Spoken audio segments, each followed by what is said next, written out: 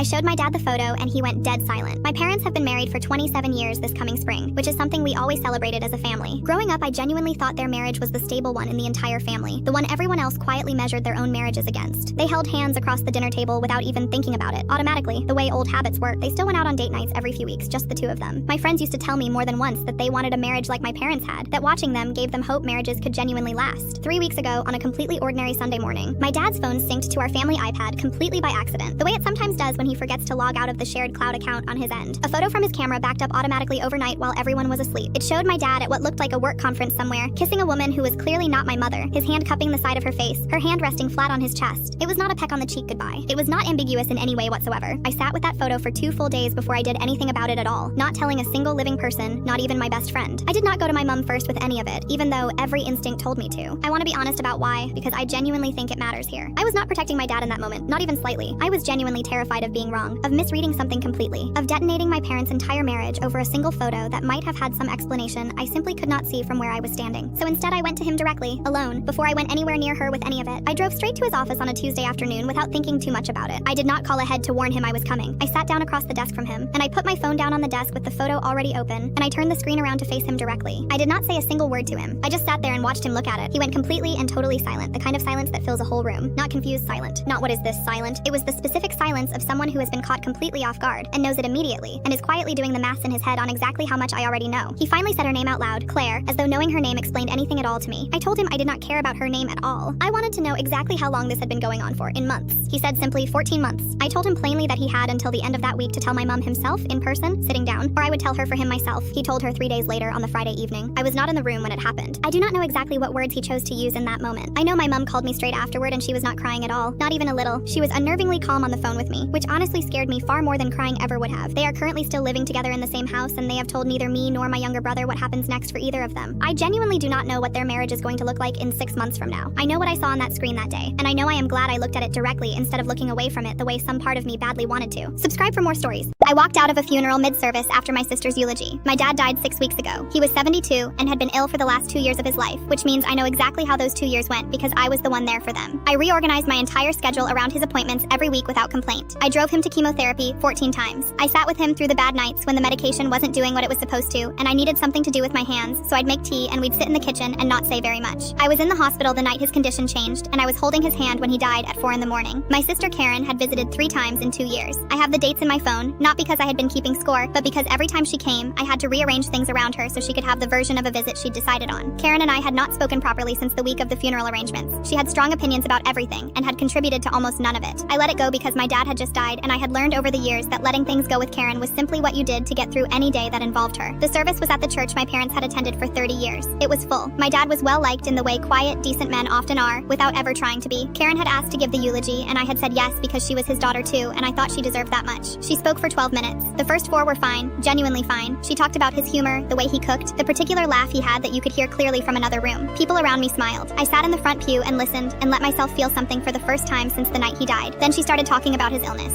She said those last 2 years had been the single hardest thing our family had ever faced, and that she had done everything she could to be there for him, that she had shown up, that being present for a parent in their final chapter was something she would carry with her for the rest of her life. She looked out at the full congregation when she said it, not at me, but I felt the weight of every single person in that room understanding exactly what was not being said. I sat with it for about 30 seconds. I looked at my dad's coffin and thought about 4 in the morning, about 14 drives, about the particular sound he made on the nights when the medication was not working and I'd stay until it passed. I stood up. Karen stopped talking. Everyone turned. I looked at my sister and told her quietly that I had driven dad to every appointment for 14 months and been with him the night he died, and if she was going to stand up there and tell these people that she was the one who had shown up, then she was going to finish that sentence without me in the room. She said my name in the warning tone she'd always used when she thought I was about to embarrass her. I told her I loved our dad and I was grateful he couldn't hear this. I walked out. I sat in my car in the church car park for the rest of the service. My cousin Jamie came out about 20 minutes later and sat in the passenger seat without saying anything for a while. Then he said he'd heard. I did not respond. He said my dad had known how much I was there. He'd told Jamie once, apparently, on one of the drives home from the hospital. I told Jamie I knew that already. He stayed with me in the car without another word until the doors opened and people began coming out. Karen has not called. My mom said she was devastated and that I had made a scene at her father's funeral. I told her clearly it was my father's funeral too. She didn't have an answer for that. Subscribe for more stories.